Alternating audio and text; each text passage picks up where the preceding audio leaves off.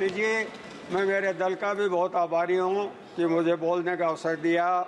इस वित्त विधेयक पर देखने से लगता है कि ये धनवानों के लिए, धनवानों के दोस्तों द्वारा, धनवानों से सहानुभूति रखने वाले लोगों द्वारा ये बजट तैयार किया गया है। एक तरफ कॉरपोरेट जगत को बहुत सारी छूटें दी गई हैं। कहाँ 32% उन पर टैक्स लगता था, उसको लाते लेते 20% पर ले आए। और दूसरी तरफ जो आम आदमी है, जो नौकरी पेशा लोग हैं, उसके 7 लाख करके भी बहुत खुशी मना रहे हैं कि 7 लाख रुपये हमने उसकी लिमिट कर दी, 17,000 रुपये की उसको छूट दे दी। यही नहीं, पहली बार बहुत साल बाद ऐसा लग रहा है कि आम आदमी से ये बजट दूर है। आम आदमी का बजट होता तो आज जो सदन में बात उठ के आई वो नहीं होती, चाहे हमारे महाराष्ट्र के दोस्त बोल रहे, चाहे हमारे उत्तर प्रदेश के दोस्त बोल रहे। जो जो बजट की साइज बढ़ी, त्यों त्यों गरीब को भूलते गए, असंगठित क्षेत्र को भूलते गए, युवाओं को भूलते गए, बेरोजगारों को भूलते गए। और सबसे ज़्यादा बड़ी मार करी है वो किसान और किसानी पर करी है। यहाँ कहा गया था कि किसान का आय दुगनी करेंगे, आय दुगनी नहीं करी, बल्कि उसका जो इनपुट था कृषि का, उसकी लागत दुगनी कर दी। और दुगनी पर भी नहीं रुके, जीएसटी कृषि उपकरणों पर लगा दी, आपके फर्टिलाइज़र के कट्टे की साइज कम कर दी, आपकी जो किसान की और दूसरी बातें थी, किसान का जो कर्जा माफ करने की बात थी, उस पर कोई ध्यान नहीं दिया गया। मैं अध्यक्ष महोदय जिस क्षेत्र से आता हूँ वो किसान प्रधान देश है, एक प्रदेश है, वहाँ किसानी है, और वो भी एक फसलीय इलाका है। हमारे किसान बहुत मेहनत से काम करते हैं, बहुत खून पसीने से काम करते हैं, और हालत आज ये है कि उनको जो उनकी लागत है वो ही नहीं मिल रही, दुगुनी आय तो मिलने से रही।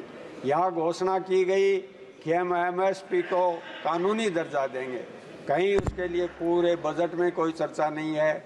आपके हेल्थ सेक्टर की बात ले लीजिए, आप उप स्वास्थ्य केंद्र से लेके और मेडिकल कॉलेज तक जो चिकित्सा सुविधा है उसका कहीं कोई धनी दौड़ी नहीं है। कहा गया, बहुत सारी आलोचना करते हैं हमारे पूर्व प्रधानमंत्री, प्रथम प्रधानमंत्री जी का, पर उन्होंने 1956 में जो एम्स बना दी थी दिल्ली में, उसके मुकाबले की आज भी ये 10 साल में भी कोई एम्स एक भी तैयार नहीं कर पाए। हमारे प्रधानमंत्री जी ने उस समय जो आईआईटी खोली, जो आईआईएम खोले, जो रिसर्च इंस्टीट्यूट खोले, चाहे आईसीसीएमआर है, चाहे साइंस इंस्टीट्यूट है, चाहे हिस्ट्री का वो रिसर्च का मामला है, किसी के मुकाबले कोई इंस्टीट्यूशन बना नहीं पाए। दूसरी तरफ एक तरह से सभी तरह के जो मेडिकल की जो सुविधा है, आज आप गांव के उप स्वास्थ्य केंद्र में स्टाफ नहीं है, उसमें सुविधाएं नहीं हैं, प्राइमरी हेल्थ सेंटर में सुविधाएं नहीं हैं, आपके सीएचसी में सुविधाएं नहीं हैं, आपके जिला हॉस्पिटलों में सुविधाएं नहीं हैं, और तो और मेडिकल कॉलेजों की हालत यह है कि उसमें आपको कोई सुविधा नहीं मिल रही। और वही कारण है कि आज प्राइवेट सेक्टर में कुकुरमुत्ते की तरह प्राइवेट सेक्टर में हॉस्पिटल और मेडिकल सुविधाएं उपलब्ध हो रही हैं। यही ये लोग नहीं रुके, जो इलाज की व्यवस्था करनी चाहिए थी, निःशुल्क इलाज की, हमने राजस्थान में 25 लाख रुपए की निःशुल्क इलाज की चेष्टा कर रखी थी। अभी एक क्वेश्चन पर हमारे पंजाब से आने वाले अमरेंद्र राजा साहब ने कहा था कि हम बहुत सारी चिट्ठियां लिखते हैं, अगर आप क्यों नहीं ये व्यवस्था कर देते हैं कि जो भी गंभीर रोग हैं उनका सारा इलाज निःशुल्क भारत सरकार करवाएगी। जब राजस्थान सरकार 25 लाख का इलाज करा सकती है, तो आप क्यों नहीं अपने जो स्वच्छ भारत है उसके तहत 5 लाख रुपए देते हैं, उसको क्यों नहीं आप 30 लाख रुपए कर दें। आपको अगर इस देश को आगे ले जाना है, अगर सोसाइटी को आगे बढ़ाना है, तो आपको हेल्थ सेक्टर पर अपना खर्चा बढ़ाना पड़ेगा। आपको एग्रीकल्चर पर आप 21 में 4.40% खर्चा करते थे, अब आप 24 में उसको 2% 5% पर ले आए, जबकि 54% लोग इस देश के कृषि पर निर्भर हैं। सारी आपकी इंडस्ट्री कृषि से चलती है।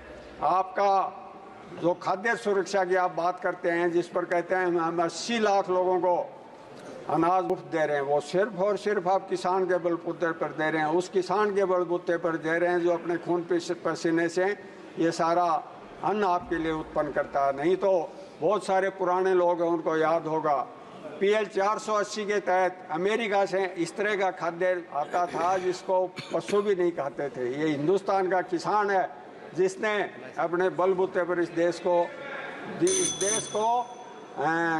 आत्मनिर्भर बनाया। अध्यक्ष सभापति जी, 2 बात मैं मेरे लोकसभा क्षेत्र की कहूँगा। मेरे यहाँ एक पब्लिक सेक्टर अंडरटेकिंग है, उसको ये सरकार हमेशा कमजोर रहती है। हिंदुस्तान कॉपर प्रोजेक्ट, जिसमें हजारों लोग काम करते थे, और जो उसमें कॉपर उत्पन्न होता है वो डिफेंस के इक्विपमेंट बनाने के भी काम आता है। उसको बिल्कुल 500 आदमियों पर ले आए। तो मेरी मांग ये है कि उस कॉपर प्लांट को पुनः आधुनिक मशीनें लगा के चालू किया जाए। एक मेरे यहाँ नेशनल हाईवे है जो यूपीए सरकार ने मंजूर किया था, हरियाणा में वो पूरा हो गया, 11 नंबर नेशनल हाईवे। और मेरे लोकसभा क्षेत्र में 70 किलोमीटर पर उस पर 1 इंच भी काम हुआ नहीं है। कृपया उस पर भी ये सरकार ध्यान दे, क्योंकि ये पूरी इसके अंदर फंडिंग वाला प्रोजेक्ट है। बहुत बहुत धन्यवाद आपने बोलने का अवसर दिया। Honorable Finance Minister.